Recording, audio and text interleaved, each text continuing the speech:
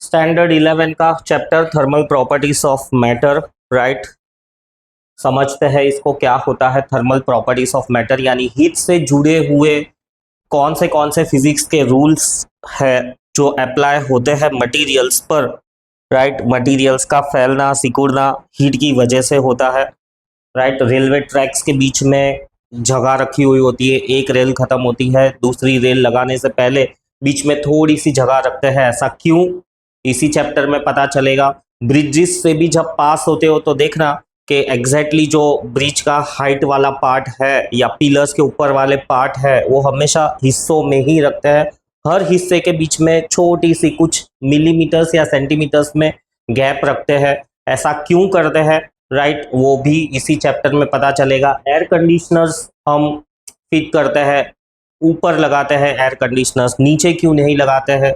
इसी चैप्टर में पता चलेगा। समुद्र किनारे दिन के वक्त ठंडी हवा चलती है, राइट, और रात के वक्त आसपास के इलाकों में काफ़ी गर्म हवा चलती है, काफ़ी ह्यूमिडिटी फील होती है, पसीना छूटता है, ऐसा क्यों? वो भी इसी चैप्टर में पता चलेगा। So let us start with thermal properties of the matter. So सबसे पहला वाला टॉपिक है हीट। राइट, हीट क्या होती है? हीट सिंपल वर्ड्स में अगर मैं कहूँ तो हीट का मतलब तो गर्मी ही है। तो हीट के दो डेफिनेशंस चलते हैं, एक जो बचपन में पढ़ा होगा उस डेफिनेशन को हम कहते हैं definition on the basis of old convection या ओल्ड कन्वेंशन कह दो। सो वो डेफिनेशन क्या है कि heat is a form of energy that causes in us the sensation of hotness और कोल्डनेस। हमको ठंडा लगता है, कुछ गर्म लगता है, किसी भी चीज़ को छूते हैं तो या गर्म फील होगा या ठंडा फील होगा, क्यों? उसकी वजह है हीट एनर्जी। ओल्ड कन्वेक्शन के बेसिस पे ये डेफिनेशन। न्यू कन्वेक्शन के बेसिस पे कह दो या साइंटिफिक कह दो या काइनेटिक थियरी पे बेस्ड डेफिनेशन कह दो, उसको हम कहते हैं new convection. So new convection वाला जो डेफिनेशन है वो काइनेटिक थियरी पे बेस्ड है। ये थोड़ा लोअर लेवल का डेफिनेशन है, सिंपल वर्ड्स में समझने के लिए। न्यू कन्वेंशन वाला जो डेफिनेशन है वो हमको हीट को समझने के लिए गहराई में लेकर जाता है। सो न्यू कन्वेक्शन के हिसाब से हीट का डेफिनेशन क्या है कि it is a heat is a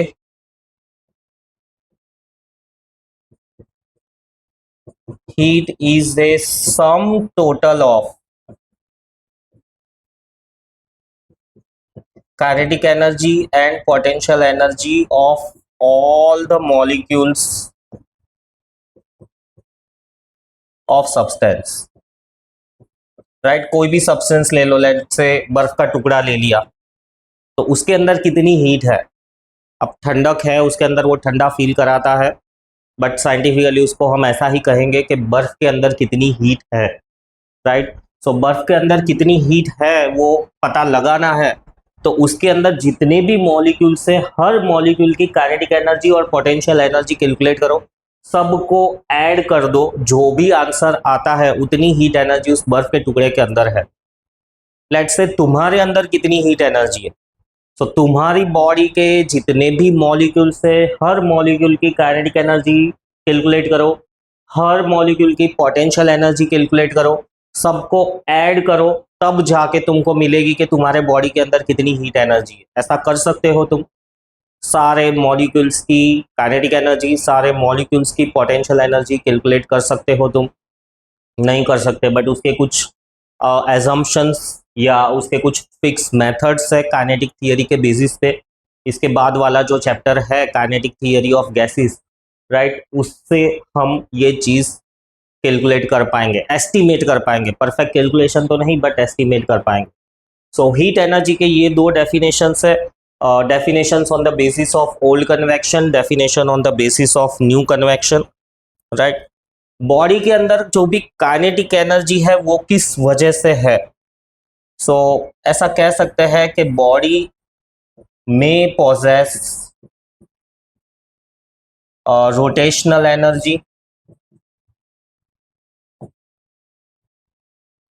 kinetic energy, और दूसरी कौन सी है?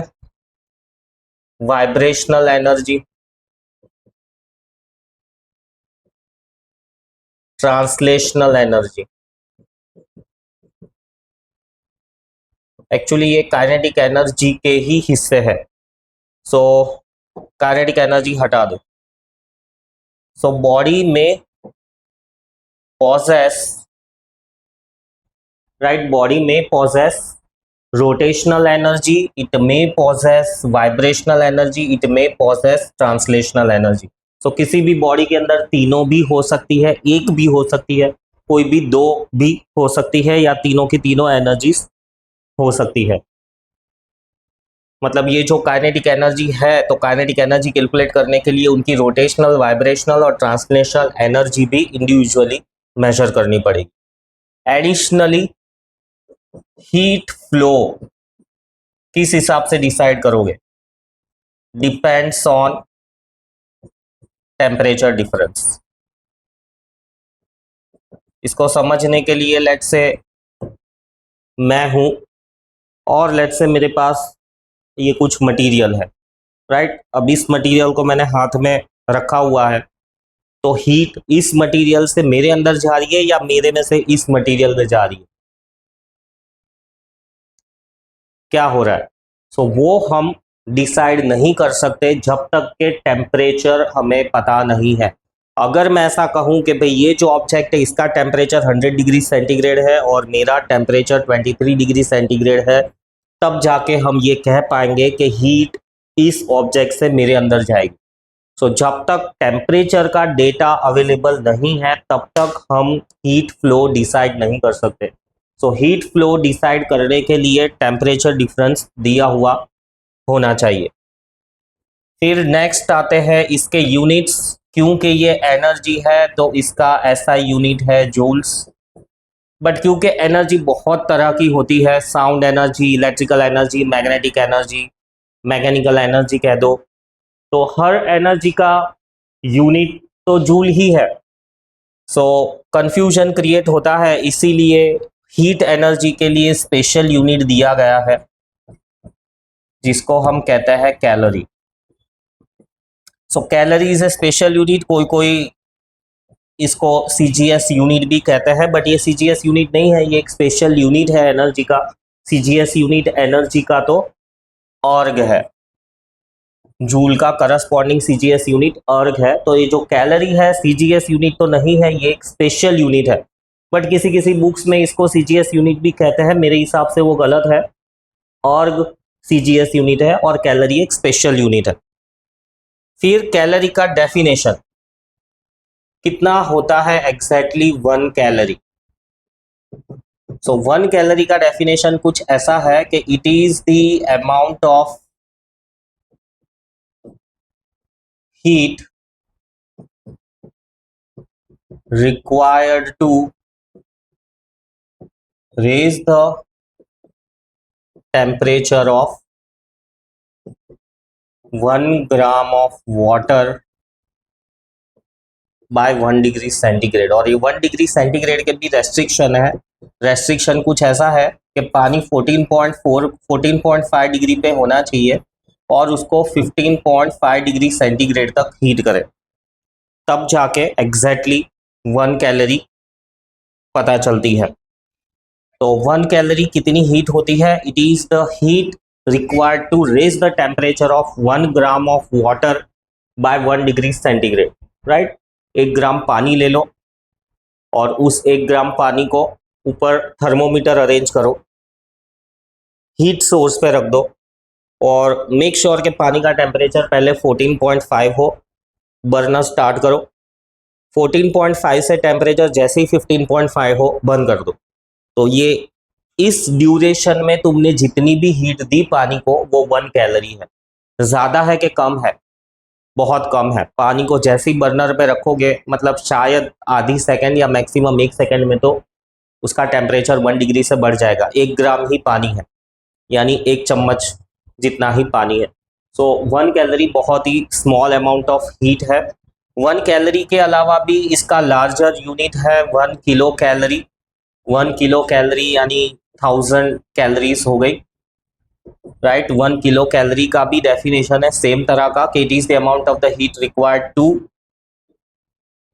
Raise the temperature of 1 kg of water by 1 degree centigrade, और 1 डिग्री सेंटीग्रेड का सेम रेस्ट्रिक्शन ये वाला। सो 1 किलो कैलोरी हो गई। कैलोरी का जूल्स के साथ रिलेशन भी है, 1 calorie is equals to 4.2 joules. याद रखना है, न्यूमेरिकल्स में काफी यूज होता है। So heat on the basis of old convection, new convection, और उसके बारे में कुछ पॉइंट्स। नेक्स्ट टॉपिक है temperature, right. Just like heat, temperature के भी ओल्ड और न्यू कन्वेंशन के बेसिस पे, डेफिनेशंस है। टेम्परेचर से पहले हीट के बारे में कुछ एक और इम्पॉर्टेंट लॉ है, जूल्स लॉ। क्या कहता है जूल्स लॉ? सो जूल्स लॉ कहता है, या जूल्स लॉ कहता है, joules J is defined as a work done upon quantity of the heat, right? अब J यहाँ पर जूल्स का जूल को प्रेजेंट नहीं कर रहा है। ये जूल्स लॉ का ये जो फॉर्मूला है J/W/Q, इसका मतलब यही है कि भाई जो भी मैकेनिकल वर्क हो रहा है उसको इक्विवेलेंटली हम हीट में कन्वर्ट करते हैं।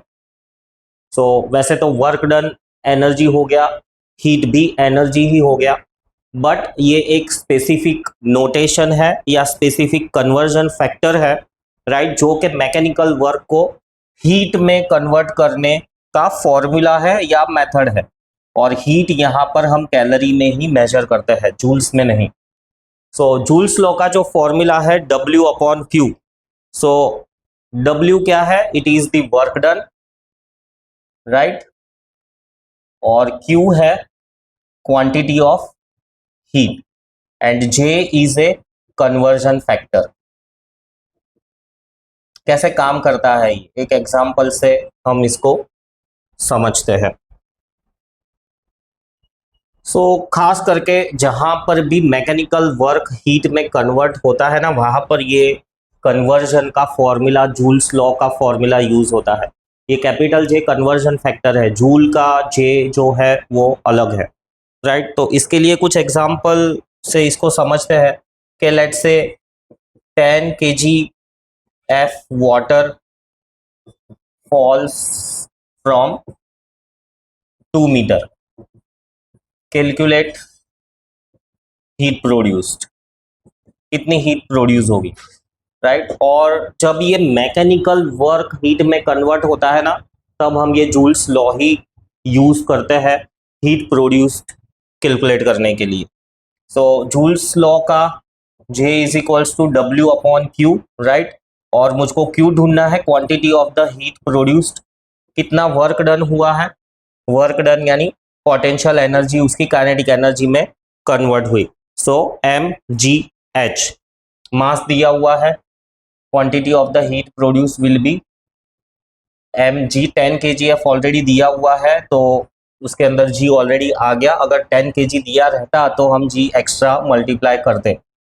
सो m इंटू जी दिया हुआ है और हाइट 2 मीटर है, डिवाइडेड बाय j, और j को हम रिप्लेस करते हैं 4.2 जूल से। ये देखो इसका वर्किंग, जो कैपिटल J है उसको हम रिप्लेस करते हैं 4.2 जूल से। सो ये जो J है इसको तुम ऐसा भी लिख सकते हो कि 4.2 जूल्स, ये J स्मॉल आता है।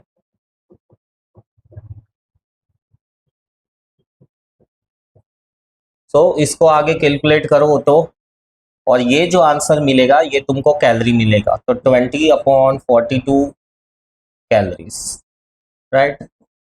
सो इसको फिर सिंप्लीफाई कर सकते हैं हम, 21 2 और 100, और अप्रॉक्सीमेटली इसको कैलकुलेट करें तो 4.98 समथिंग कैलोरीज आएगा। सो ये है जूल्स लॉ। जूल्स लॉ क्या काम में आता है? जूल्स लॉ ये उसका यूज है to convert the mechanical work into heat, Joule's law का formula J is equals to W upon Q, right. J is a conversion factor जिसको हम रिप्लेस करेंगे 4.2 जूल से। W is the work done and Q is the quantity of the heat produced. Example के भाई 10 kgf पानी ऊपर से नीचे गिर रहा है 2 मीटर से, तो calculate the heat produced. Q calculate करना है। वर्क डन कैलकुलेट करेंगे mgh, क्योंकि mg सीधा वेट दिया हुआ है तो वेट रिप्लेस कर दिया है, हाइट 2 मीटर, और j को हम रिप्लेस करेंगे कन्वर्जन फैक्टर से 4.2 joules, right, and then 4.98 calories. So Joule's law, कभी भी mechanical work, right, mechanical work heat में कन्वर्ट होता है, खास करके पावर प्लांट कह दो, राइट, या रेफ्रिजरेटर कह दो, या एयर कंडीशनर कह दो, इन सब में मैकेनिकल वर्क हीट में कन्वर्ट होता है। हीट हम हमेशा कैलोरीज में ही मेजर करेंगे, राइट। सो हीट कैलोरीज में मेजर करने के लिए ये फॉर्मूला हम यूज करते हैं, इसको हम कहते हैं जूल्स लॉ। फिर नेक्स्ट आता है टेम्परेचर। टेम्परेचर का भी definition on the basis of old convection and new convection, right, बचपन में पढ़ा होगा कि ओल्ड कन्वेक्शन के बेसिस पे टेम्परेचर को कैसे डिफाइन करते हैं। ओल्ड कन्वेक्शन के बेसिस पे टेम्परेचर को डिफाइन करते हैं, it is degree of hotness और कोल्डनेस। डिग्री ऑफ हॉटनेस और कोल्डनेस यानी कितना गर्म है या कितना ठंडा है, राइट, उसका टेम्परेचर। तो बचपन वाला डेफिनेशन था, ये बहुत क्लियर या डिटेल्ड अंडरस्टैंडिंग नहीं देता है। तो न्यू कन्वेक्शन जो कि काइनेटिक थियरी के बेसिस पर है, काफी गहराई में हमको टेम्परेचर के बारे में आइडिया देता है। क्या कहता है न्यू कन्वेक्शन वाला टेम्परेचर का डेफिनेशन, कि it is average kinetic energy of all the molecules of substance. जो भी सब्सटेंस तुमने लिया हुआ है, right,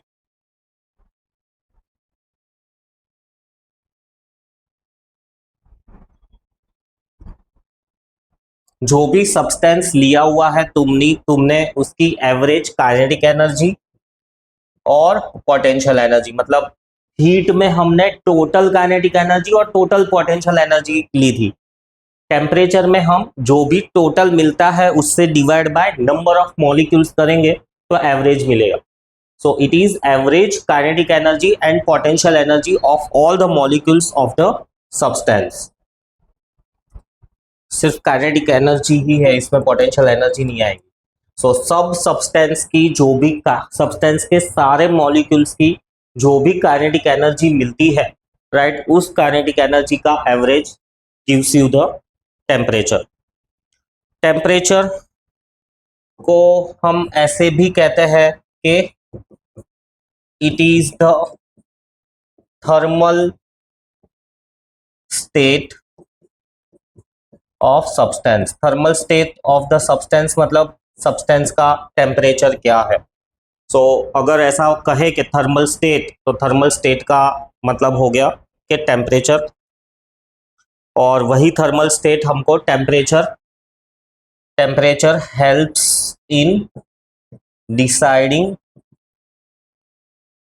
direction of flow of heat. ये मैंने कहा कि भाई हीट एक जगह से दूसरी जगह पर जाएगी, राइट, वो कैसे हम डिसाइड करेंगे, टेम्परेचर के बेसिस पर ही। अगर हमको टेम्परेचर पता है तो ही हम पता लगा पाएंगे कि हीट कहाँ से कहाँ पर जाएगी।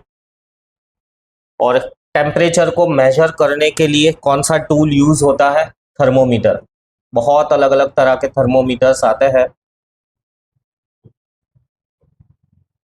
Thermometer is used to measure temperature.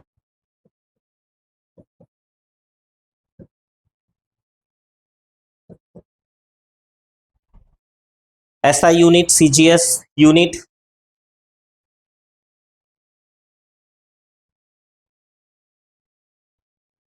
SI unit ही है इसका, CGS यूनिट नहीं है, SI यूनिट टेम्परेचर का है केल्विन, राइट। फिर अदर यूनिट्स में आते हैं डिग्री सेंटीग्रेड और फ़ारेनहाइट। डिग्री सेंटीग्रेड को सेल्सियस भी कहते हैं एंड फ़ारेनहाइट अदर यूनिट्स में, बट साइंटिफिकली या SI फॉर्मेट में हम केल्विन ही यूज करते हैं टेम्परेचर मेजर करने के लिए।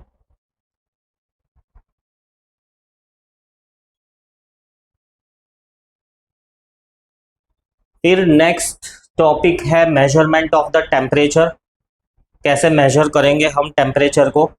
तो थर्मोमीटर वो डिवाइस है जो टेम्परेचर मेजर करने के लिए काम में आता है, right. Thermometer is the device which uses any property of the matter that changes sufficiently with the temperature. तो कौन सी प्रॉपर्टीज है जो टेम्परेचर के साथ साथ बदलती है?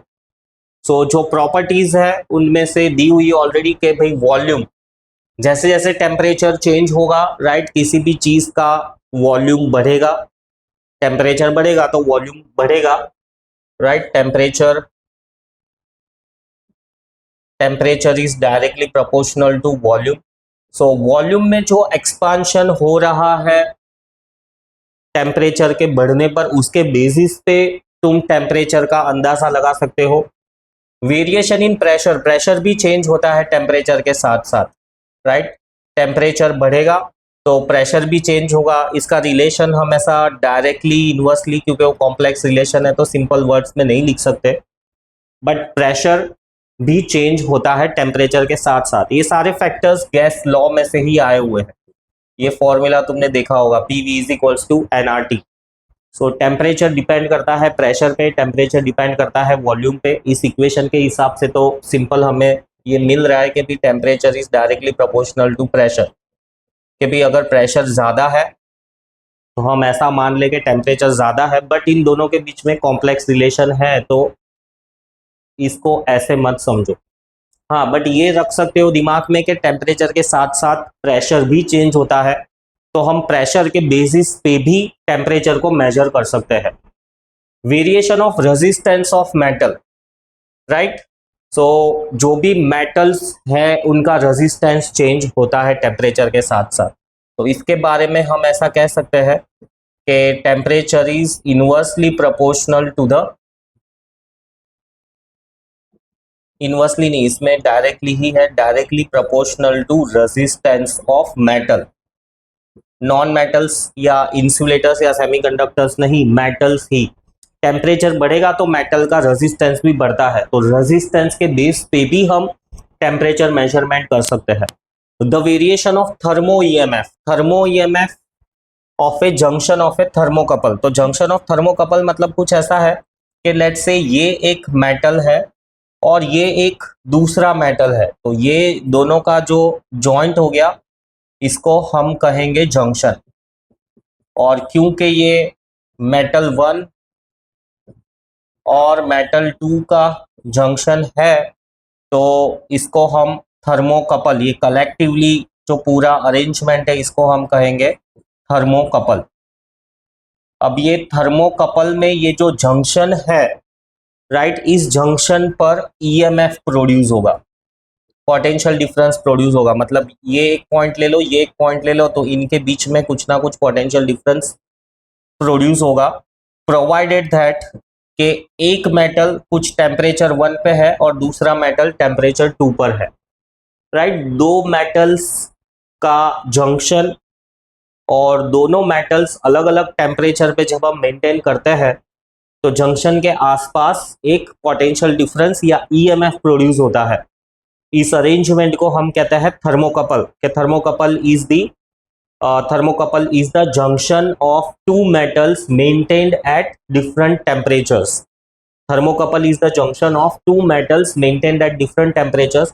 ऐसे दो मेटल्स के जॉइंट को अलग अलग टेम्परेचर पे रखो, लेट से इसको 0 डिग्री सेंटीग्रेड पे रखा हुआ है, इसको 100 डिग्री सेंटीग्रेड पे रखा हुआ है, तो यहाँ पर कुछ पोटेंशियल डिफरेंस प्रोड्यूस होगा। उस पोटेंशियल डिफरेंस के बेसिस पे भी हम टेम्परेचर को मेजर कर सकते हैं। अभी तक तो हमने जो थर्मोमीटर्स देखे हैं मर्क्यूरी बेस्ड वाले देखे हैं, राइट, जो कि वॉल्यूम मेट्रिक एक्सपांशन के बेसिस पर काम करते हैं, बट थर्मोमीटर्स वॉल्यूम के अलावा प्रेशर के बेस पर भी काम कर सकते हैं। रेजिस्टेंस ऑफ मेटल्स को मेजर करके भी हम टेम्परेचर का अंदाजा लगा सकते हैं, या तो फिर थर्मोकपल को यूज करके भी हम टेम्परेचर के बारे में पता लगा सकते हैं। सो मेजरमेंट ऑफ टेम्परेचर सिर्फ वॉल्यूम से नहीं होता है, but pressure, resistance of metal, thermo EMF से भी हम पता लगा सकते हैं। फिर नेक्स्ट है वेरियस टेम्परेचर स्केल्स, राइट। तो 3 टेम्परेचर स्केल्स है, या ऐसा कह दो कि 3 अलग अलग यूनिट्स है। ऐसा यूनिट तो केल्विन ही है, बट कन्वीनियंसी के हिसाब से या एप्लीकेशन के हिसाब से 3 अलग अलग स्केल्स इन्वेंट हुए हैं। Kelvin scale, right, scale, Fahrenheit scale, और दूसरा वाला है सेल्सियस या सेंटीग्रेड स्केल।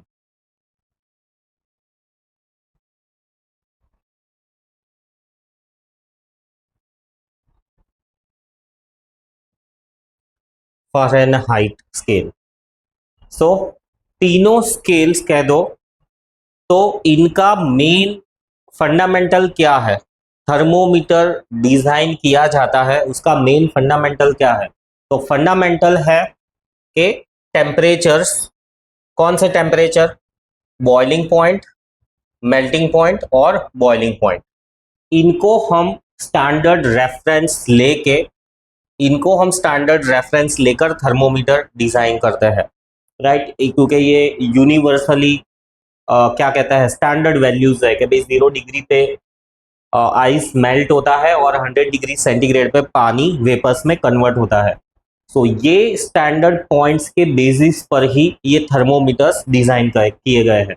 लेट अस सी थर्मोमीटर कैलिब्रेटेड मतलब कि जो मार्किंग्स की गई है एग्जैक्ट होनी चाहिए कि भाई थर्मोमीटर रखा, बर्फ पिघल रहा है तो 0 डिग्री ही वो दिखाना चाहिए, ना ऊपर ना नीचे। उसको कैलिब्रेशन कहते हैं। वजन भी करते हैं हम वेइंग बैलेंस पे, तो बार बार यूज करने की वजह से उसका कैलिब्रेशन चला जाता है। कभी देखा होगा कि भाई वेइंग बैलेंस पे कुछ भी नहीं है तो अभी वो 0.1 ग्राम या 0.11 ग्राम ऐसा दिखा रहा है, तो मतलब उसका कैलिब्रेशन थोड़ा खराब हो गया है, उसको कैलिब्रेट करवाते रहना पड़ता है। ये इंडस्ट्रियल रूल है। तो कैलिब्रेशन एक रेगुलर प्रोसेस है। कोई भी मेजरिंग डिवाइस हो तो कैलिब्रेशन करते रहना पड़ता है, हर महीने में, 6 महीने में, depending upon the use. So thermometer calibrated for a temperature scale is used to measure the value of given temperature on that scale. In order to define any standard temperature scale for the measurement of temperature, 2 fixed reference points are needed. So thermometer design करने के लिए जो पहली चीज जरूरी है वो है रेफरेंस पॉइंट, राइट। और रेफरेंस पॉइंट मैंने कहा कौन से लेते हैं? मेल्टिंग पॉइंट ऑफ आइस, वो एक रेफरेंस पॉइंट होता है, and boiling point of water, ये एक रेफरेंस पॉइंट होता है। मेल्टिंग पॉइंट ऑफ आइस जो कि सेंटीग्रेड में हमको पता है 0 डिग्री सेंटीग्रेड है, और बॉइलिंग पॉइंट ऑफ वाटर जो कि 100 डिग्री सेंटीग्रेड है, right. So which are also known as freezing point and boiling point of the water at standard pressure. The following temperature scales are used. ये 3 scales हम use करते हैं।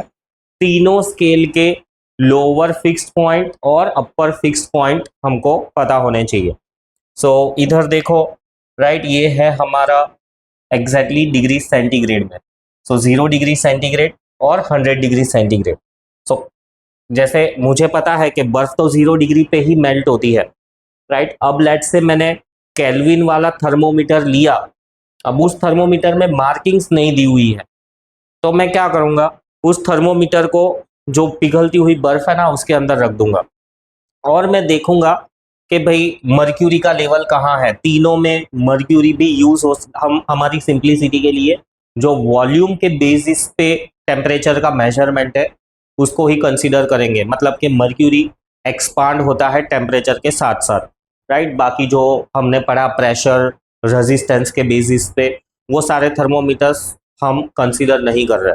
Industrial level पे वैसे भी थर्मोमीटर्स होते हैं, बट हम हमारी स्टडीज़ के लिए मर्क्यूरी बेस्ड थर्मोमीटर लेते हैं।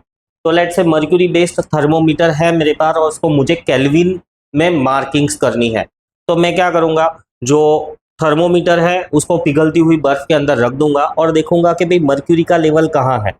अब जहाँ पर भी मर्क्यूरी का लेवल एकदम स्टडी हो जाता है, राइट, वो हो गया मेरा आइस पॉइंट और करस्पॉन्डिंग केल्विन में टेम्परेचर होगा 273 केल्विन। 0.15 को रखो, नहीं रखो, बहुत एक्यूरेट चाहिए तो 0.15 रखो, नहीं चाहिए तो 273 कह सकते हो। तो इससे हमको पता चलता है कि भाई जो 0 डिग्री सेंटीग्रेड है that is equal to 273 Kelvin.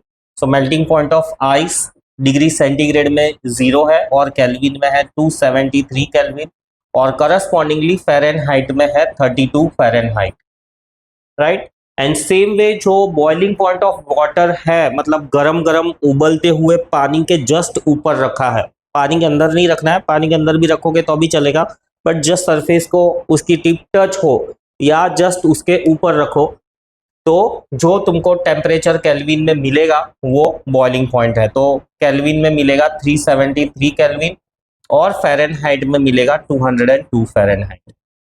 सो ये हो गया हमारे पास बॉइलिंग पॉइंट और मेल्टिंग पॉइंट। अब नेक्स्ट चीज जो हम नोट करेंगे वो है कि difference in marking, right, difference in marking, या कितने पॉइंट्स का डिफरेंस होता है। सो 0 से 100 में सेंटीग्रेड में 100 स्टेप्स का डिफरेंस है। 273 से 373 इसमें भी 100 स्टेप का डिफरेंस है। बट फ़ारेनहाइट में देखोगे तो फ़ारेनहाइट के अंदर जो डिफरेंस है वो 180 स्टेप्स का है, 32 फ़ारेनहाइट और 212 फ़ारेनहाइट, राइट।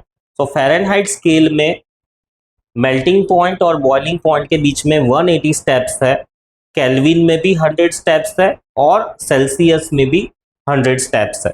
सो ये एक दूसरी चीज ध्यान में रखनी है कि भाई सेल्सियस हैज या degree Celsius has 100 steps, right, Kelvin has 100 steps and Fahrenheit has 180 steps.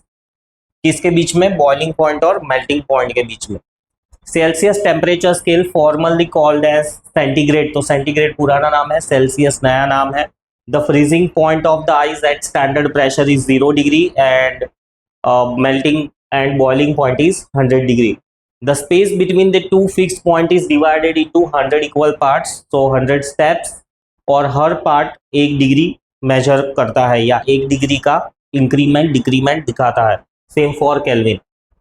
Fahrenheit temperature scale में 32 से 212 तक है और वो 180 इक्वल पार्ट्स में डिवाइडेड है। हर पार्ट 1 फ़ारेनहाइट का इंक्रीमेंट या डिक्रीमेंट दिखाता है। फिर एब्सोल्यूट टेम्परेचर स्केल, जो कि ऐसा यूनिट वाली टेम्परेचर स्केल है, या कह दो केल्विन स्केल। तो केल्विन स्केल को एब्सोल्यूट स्केल भी कहते हैं। सो एब्सोल्यूट स्केल के अंदर जो फ्रीजिंग पॉइंट है दैट इज 273 केल्विन एंड जो बॉइलिंग पॉइंट है दैट इज 373 केल्विन। तीनों को इंटर कन्वर्ट करना हो तो ये फॉर्मूला याद रखना है कि temperature in Celsius by 100, temperature in Fahrenheit -32 upon 180, temperature in Kelvin -273 upon 100। Inter conversion के लिए ये फॉर्मूला तुमको हेल्प करेगा। फिर इसके अलावा नेक्स्ट इंपॉर्टेंट पॉइंट है एब्सोल्यूट जीरो। क्या होता है एब्सोल्यूट जीरो? एब्सोल्यूट जीरो होता है, absolute zero, zero is the temperature at which all molecular activity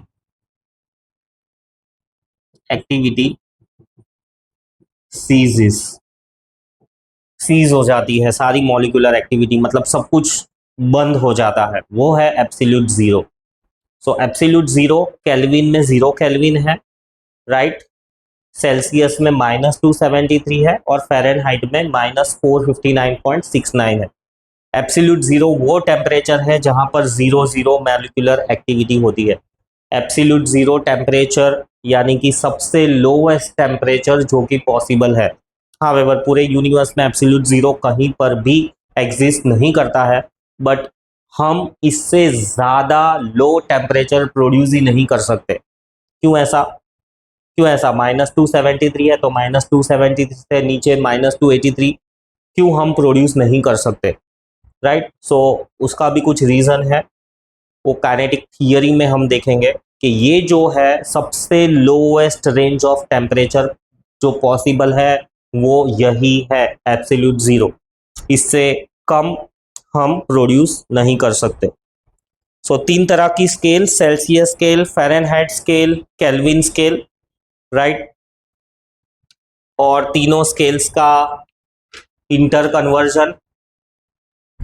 सो ये 4 पॉइंट स्केल्स के बारे में याद रखने हैं। फिर इसके अलावा एक ग्राफ भी है PV is equals to NRT के बेस पे, जो एब्सोल्यूट जीरो को एक्सप्लेन करता है कि भाई एब्सोल्यूट जीरो क्यों हम ऐसा कहते हैं कि भाई ये लोएस्ट टेम्परेचर है, इससे लोएस्ट टेम्परेचर पॉसिबल नहीं है, ऐसा क्यों? सो एब्सोल्यूट जीरो को समझते हैं कि क्यों ऐसा कहा जाता है कि ये सबसे लोएस्ट टेम्परेचर है जो कि हम प्रोड्यूस कर सकते हैं या कहीं पे एग्जिस्ट कर सकता है, उससे लोएस्ट टेम्परेचर पॉसिबल ही नहीं है। सो absolute zero temperature, absolute zero temperature के बारे में मैंने वर्ड्स में कहा कि it is the lowest temperature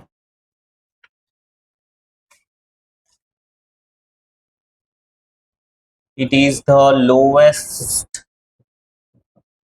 temperature that is possible। इससे लोएस्ट टेम्परेचर हम नहीं बना सकते। किस बेसिस पे आया है ये? तो PV is equals to NRT के बेसिस पर ही ये वाला कंक्लूजन आया है।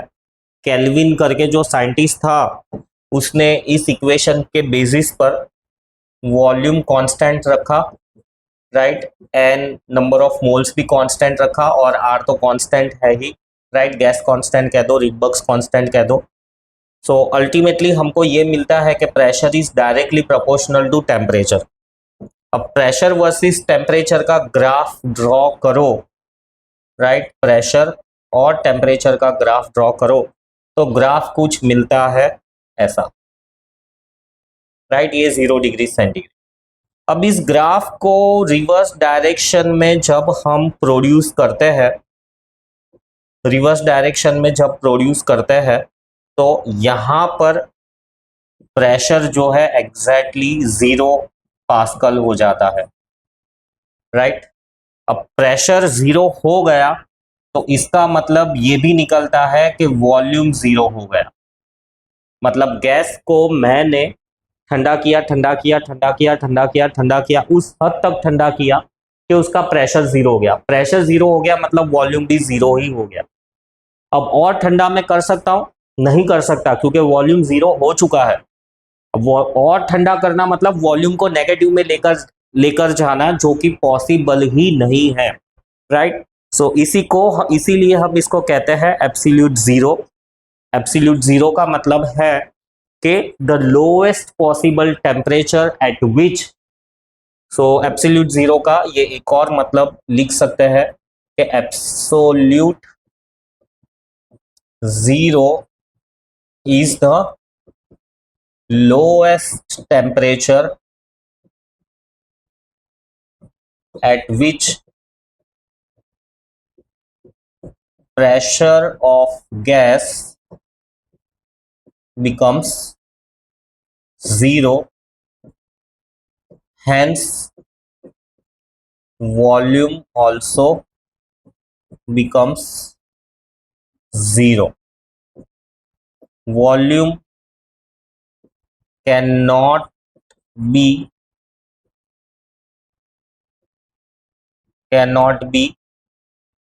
in negative, hence 273.15 Kelvin is the lowest temperature possible anywhere in universe. कहीं पे भी चले जाओ, इससे कम टेम्परेचर तुम नहीं प्रोड्यूस कर पाओगे। यूनिवर्स में कहीं पे ऐसा एग्जिस्ट करता है? नहीं एग्जिस्ट करता है। दूर दूर तक कहीं पर भी चले जाओ, absolute zero temperature, right, 273.15 kelvin, इससे कम टेम्परेचर एग्जिस्ट नहीं करता है कहीं पे भी। केल्विन में हम डिग्री नहीं लगाते हैं, सिर्फ उसको हम ऐसा कहते हैं 0 kelvin, right. So this is the meaning of absolute zero. फिर इसके बाद में कुछ information. Gas thermometer used for measuring temperatures ranges from -270 से 1600 डिग्री सेंटीग्रेड। सो गैस थर्मोमीटर में गैसेस यूज करते हैं। गैसेस के प्रेशर के बेसिस पर हम इतना लोएस्ट और इतना हाईएस्ट टेम्परेचर मेजर कर सकते हैं।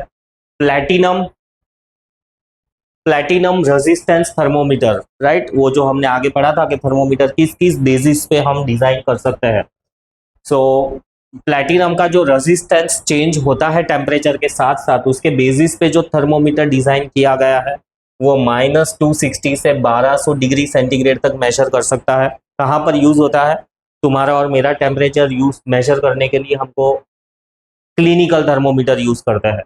ये सब इंडस्ट्रियल थर्मोमीटर्स हो गए जहां पर इतने हायर टेम्परेचर्स एग्जिस्ट करते हैं। थर्मो इलेक्ट्रिक टेम्परेचर, राइट, वो थर्मो ईएमएफ के बेस पर जो टेम्परेचर है -200 से 1600 डिग्री तक मेजर कर सकता है। रेडिएशन थर्मोमीटर और pyrometers are used for measuring temperatures abou 5000 degree centigrade. So radiation thermometers यानी जो हीट निकल कर आती है उसके बेसिस पर जो थर्मोमीटर्स है वो 5000 डिग्री सेंटीग्रेड तक का टेम्परेचर मेजर कर सकते हैं। सो आज के लेक्चर के लिए इतना। नेक्स्ट लेक्चर में हम जो थर्मल एक्सपांशन है, 3 तरह के हैं, area wise expansion, volume wise expansion और लीनियर वाइज एक्सपांशन, उनको डिस्कस करेंगे। तब तक के लिए जो पढ़ाया है उसको रिवाइज करो, रीड करो, चैनल को लाइक करो, सब्सक्राइब करो। Bye bye, see you.